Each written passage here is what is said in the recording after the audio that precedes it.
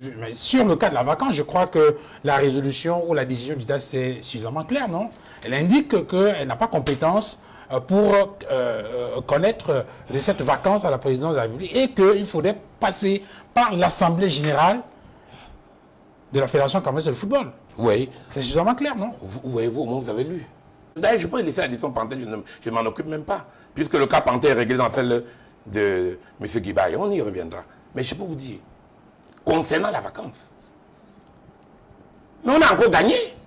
How? Et comment ça? How? Mais le juge, on appelle ça en termes techniques, le juge les a encadrés. Le juge a dit beaucoup de choses. Et le juge nous a dit à nous aussi que vous avez peut-être mal fait. Non, vous avez mal fait de me saisir. Je n'ai pas compétence pour trancher cette question. Suivez-moi bien, M. Duval. Oui. Parce que cette question se règle au sein d'une assemblée générale extraordinaire. Donc, il n'y aura pas moyen de faire la petite triche. Non, mettons ordinaire, on glisse. Assemblée générale extraordinaire par nos textes. Un seul point à l'ordre du jour. Donc le juge a encadré ça. Vous devez régler ce problème. D'abord, il a dit vous devez régler chez vous. Donc ne venez pas chez moi. Et il dit dans quelles conditions vous allez revenir chez lui. Et il donne même un exemple. Donc, M. Duval, vous voyez ce que fait le juge. Il dit, voici ce que vous devez faire, convoquer une assemblée générale extraordinaire. Donc, cette assemblée générale extraordinaire aura une seule question à l'ordre du jour, la vacance de la présidence de la FECAFOOT au sein, si vous voulez la tautologie, au sein de la Fédération camerounaise de football. Who is to convince this assembly? I'll tell you. Donc, première des choses, le juge nous a encadrés. Et le juge dit plus. Ça, il s'adresse plus à nous. Et à eux, nous tous étions là-bas. Mais le juge s'adresse plus à nous. Le juge dit, si vous étiez plus intelligent, si vous avez contesté, si vous avez eu la grande intérêt de contester, oui. C'était un communiqué. Oui. Bon, nous, dans notre think tank, on avait dit, comme c'est un communiqué, est-ce qu'on va aller attaquer un communiqué? Surtout que... Bon, mais le juge dit, on a appris. Oui. C'est pour ça que nous, maintenant, si jamais je suis encore là, dorénavant, on va attaquer tout acte. Communiqué, résolution, communiqué final, dorénavant, c'est ce que nous avons appris. Donc le juge dit, si vous aviez attaqué ce communiqué, vous avez l'opportunité dans ce cas de vous présenter devant nous. Et par exemple, il nous dit encore, et par exemple, que effectivement le comité exécutif n'a pas le droit de trancher cette question. Puisqu'ils ont voulu contourner le tour du poteau dans la précipitation, on ne convoque même pas, puisqu'ils ont fait ça la veille. Ils n'avaient pas respecté le délai de convocation d'un comité exécutif. Nous, on n'avait cru pas utile, ou bien pas indispensable, d'attaquer ce communiqué. Mais le juge nous dit, si vous avez attaqué ce communiqué, dans ce cas-là, je peux me saisir et vous donner une suite. C'est une question de temps. Vous savez, quand vous avez une décision d'expulsion, on vous la donne. Votre locataire, excusez-moi, votre locataire dit non, je ne sors pas, je ne sors pas, je ne sors pas. Après, vous allez prendre une ordonnance d'expulsion. Il dit encore, je ne sors pas. Vous prenez encore une ordonnance de casser les portes. On ne va pas en arriver là. Parce qu'on a, let me finish, please. Parce qu'on a ce qu'on appelle un joker. Comme il veut créer le désordre. C'est une question de temps. Vous savez ce que nous avons obtenu dans une décision?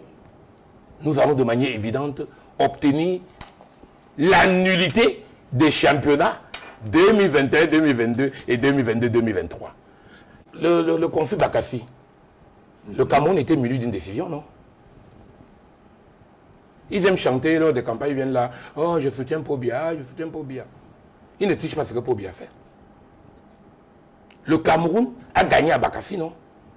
Pobia a accepté s'asseoir. On a fêté 15 ans l'autre jour. S'asseoir avec les Nigérians pour voir comment, de manière graduelle, appliquer la décision. C'est ça qu'on fait quand on est responsable. Et donc, on fait du pipeau. C'est du pipeau. Du pipeau qui vaut l'ordre de 1-0. Je m'attendais à ce qu'il y ait une approche intelligente, une approche pour dire comment nous faisons pour appliquer cette décision. Pour eux, ils ne veulent pas appliquer. Nous, on a fait comme d'habitude. On fait notre travail. Vous avez moi appelé, j'étais à Yaoundé, je suis rentré, j'ai dû prendre la route On a dû cotiser pour... Vous savez que moi, je suis pauvre maintenant. Je n'ai pas beaucoup d'argent comme avant. Hein. On a dû cotiser pour... Je suis pauvre.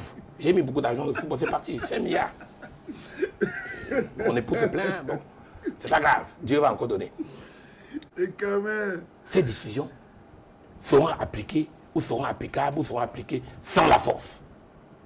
À l'heure où je vous parle, on a au moins convenu que, au moins, il faudra aménager notre président parce qu'il est qu'on est légende. Donc dans son cas, on peut aménager une sortie quand on parlera de vacances. Mais pour la résolution 15, elle sera appliquée intégralement. Bon maintenant, je vous dis par exemple, là vous avez raison, mais si c'est d'autres interlocuteurs, le Premier ministre, qui nous appelle pour voir comment appliquer le volet, pas sur la vacance, le volet, il y a un lien, le volet de l'application de la résolution 15, il peut peut-être avoir une approche intelligente, il peut peut-être, mais là, il faut convaincre bon nombre de personnes. C'est pas moi l'exercice, ça sera celui qui a il faut avoir du pouvoir. Et il y en a quelques-uns qui en ont, je vous l'ai cité. Bon, le grand boss, il ne gère pas ses affaires de... SGPR, directeur du cabinet civil. Ah, directeur du cabinet adjoint, civil adjoint. Lui peut jouer un bon rôle, lui peut faciliter pour dire, hey, attention. Premier ministre. Ah, c'est avec lui alors, pour moi, c'est celui qui...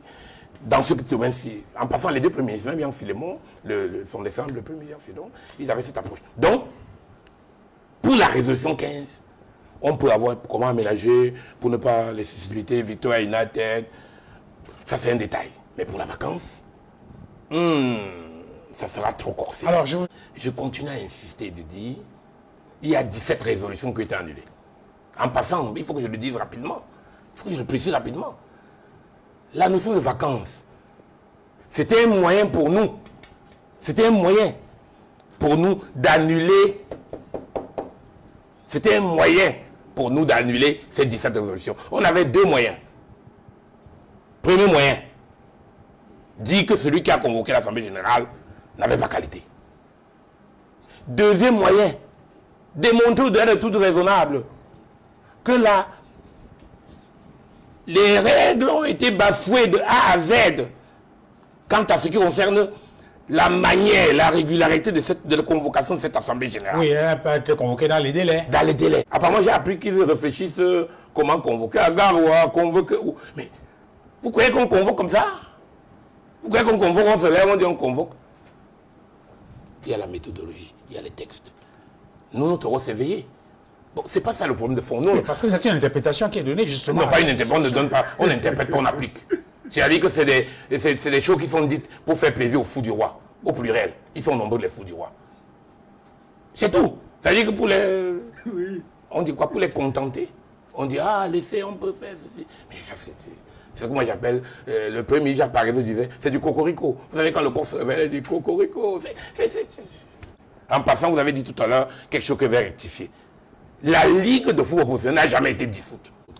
On a retiré les compétences. Oui. Et lesquelles? Oui. Ils seront compétents. Les compétences de l'organisation des championnats professionnels du Cameroun. 24 arbitres suspendus. Paris sportif. Les matchs arrêtés dans les stades. Qui prend le ballon, dit on ne joue plus. On tape un arbitre, on ne tape pas. Tel a tapé, on dit que c'est tel qui a tapé. Etc. etc. Mais M. Duval, quand on dit on a attrapé un voleur, en attendant que le procureur le mette en détention, c'est possible. Vous n'êtes pas voleur. Bon. Vous avez non, c'est un mot fort. Quand on vous prend en infraction. En flagrant délit. En flagrant. Non, le flagrant délit n'est pas seulement l'infraction. Vous êtes un professeur, quand vous voyez qu'on dit flagrant délit. Flagrant délit est une infraction. Il y a plusieurs infractions. Quand on vous prend en infraction, est-ce que parce que le procureur n'a pas encore dit le mandat que vous n'êtes pas voleur? Ça veut vous dire que vous êtes dans un process. Je prends cette figure de style pour dire que la vacance là. Ami. On dit chez moi en baganté, Ami. Imal. En bas, on dit Imal. Bon, il y a le foufoubé qu'on fait à Libéman, là, je fais le foufoubé. Je dis en quelle langue? Aide-moi. Fini. Comment on dit? Ah, c'est finish. C'est finish. C'est fini. La fête de vacances. Il faut seulement constater la vacance. S'il veut faire du juridisme, ça veut dire qu'il veut qu'on aille au table. Bonjour les enfants, c'est papa. Hier c'était le football, affaire de vacances là. Amis, bienvenue dans le premier podcast de la journée les enfants, welcome to the clinic. Bienvenue à la clinique, c'est très important, je ne vais pas revenir. J'ai un message précis parce que c'est que vous êtes déjà tous assis. Tous les fous du roi, tous les étomoutons, tout le monde, vous êtes là. Parce que j'ai le niveau de colère qu'il y a déjà dans la clinique là, je sais que vous êtes là.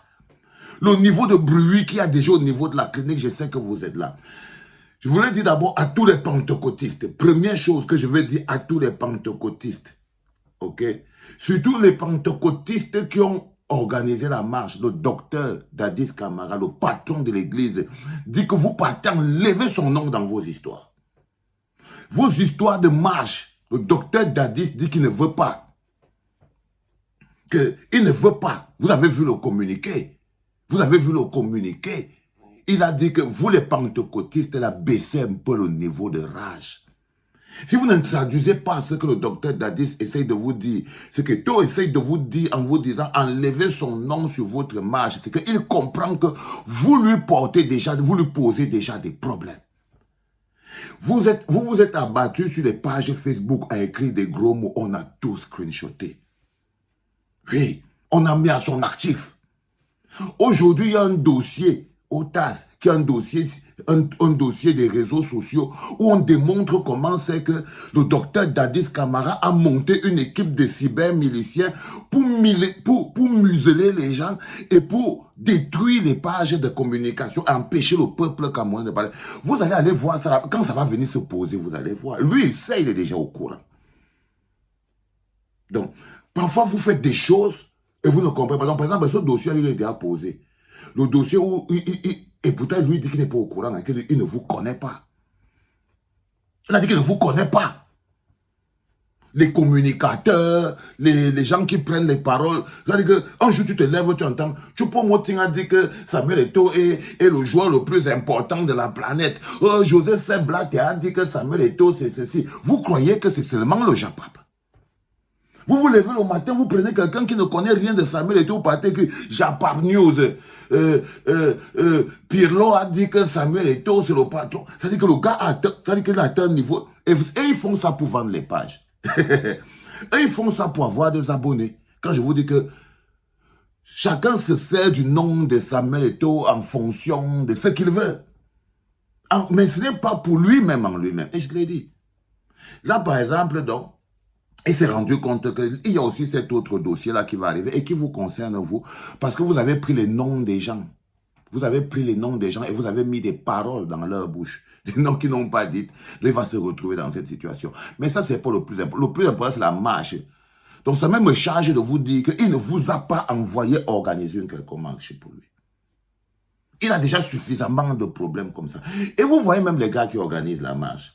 De ça, eux-mêmes aussi, ils veulent se faire voir. Ils se prennent pour les pentecôtistes les plus convertis. Non, ils ont mis le business derrière.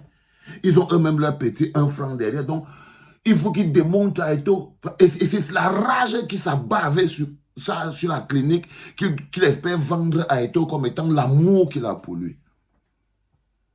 Vous n'êtes pas sérieux. Vous n'êtes pas sérieux. Parce que je veux vous dire que quand le dossier va sortir, ce n'est pas seulement ici sur la clinique, il faut aller voir sur les autres pages. C'est-à-dire que le dossier de c'est fou, alors c'est fou. C'est-à-dire que si on voit ce que vous écrivez dedans, mais on était obligé de poser ça au TAS. Obligé parce que quelqu'un ne... C'est lui le responsable. C'est lui le responsable. On ne va pas courir après nos pages Facebook pour rien parce que vous êtes dessus en train de venir écrire n'importe quoi, faire des... Non, même les signaleurs ont été signalés. ont été signalés. Donc, à un moment ou à un autre, il faut quand même comprendre que vous devenez déjà dangereux pour ce monsieur. Et là, ce communiqué de la FECAFOOT, signé par le dératiseur Ernest Obama, lui aussi, il doit aller en prison. Samuel. Parce qu'Obama lui-même, il a perdu, il avait accusé à tort la fondation Aya d'être des financiers des mecs là-bas dans le Nozo. Il est venu s'asseoir quand il voulait défendre les hommes lors des hommes lors. Il fallait qu'il mente. Il a menti. C'est sur sa tête maintenant. Et vous faites la même chose. Quand vous voulez raconter vos histoires sur Dadadis, vous êtes obligé de raconter des conneries et vous le mettez dans le popo. Là, il est dans le popo, plein de dents. Ok? Donc, il m'a chargé de vous dire qu'allez enlever son nom. Allez enlever, il n'a commandé aucune marche. Donc, les pentecôtistes qui espéraient, parce qu'ils font comme ça, nos enfants, vous connaissez, ils font, parce que comme le docteur Dadi, c'est quelqu'un qui aime la chair du cadavre, mal mauvais. Et eux, ils sortent dehors avec les machettes pour faire le plus grand de carnage possible. Ils rentrent, oh, tu sais, Vincent, on l'a fait aujourd'hui, Oh, Jean-Bruno, on l'a montré aujourd'hui, Vous voyez comme ils parlent? Ils ne parlent que comme des gens qui n'ont pas la moindre classe. Parce qu'ils sont du mauvais côté du business. Ils sont dans le mal. Donc, le docteur Dadis a dit que la marche n'a rien à voir avec ça. Allez enlever son nom là où vous avez mis. Ok? Mais parlez-vous. Il ne sait pas de... Et quand vous arrêtez, il ne veut plus que son nom soit occupé, utilisé pour une quelconque campagne. Si vous avez compris quelque chose, vous avez compris qu'il faut que vous lâchiez ce gars. Parce que là où il est là, il se rend maintenant compte. Petit à petit, il commence à sortir du bruit. Je peux vous informer. Il commence à sortir du bruit et il se rend compte à quel point vous êtes dangereux pour lui. C'est dommage, parce qu'apparemment, c'est trop tard. C'est tout le premier podcast de la journée, les enfants. Et je voulais également dire le deuxième podcast qui va venir tout à l'heure. Le Camerounais et la Camerounaise qui ont en ce moment le passeport de Philbill, ils sont soit au Cameroun, le passeport de Philbill et son manager, qui espèrent voyager avec, parce qu'ils ont mis le truc de passeport de Philbill dans le tcha-tcha. Rosette a donné. Donc, je vais revenir avec au deuxième. Donc, le Camerounais et la Camerounaise qui s'apprêtent à voyager avec, sachez qu'on va vous arrêter à l'aéroport. Les enfants, c'était Papa. Rendez-vous tout à l'heure pour le deuxième podcast de la journée.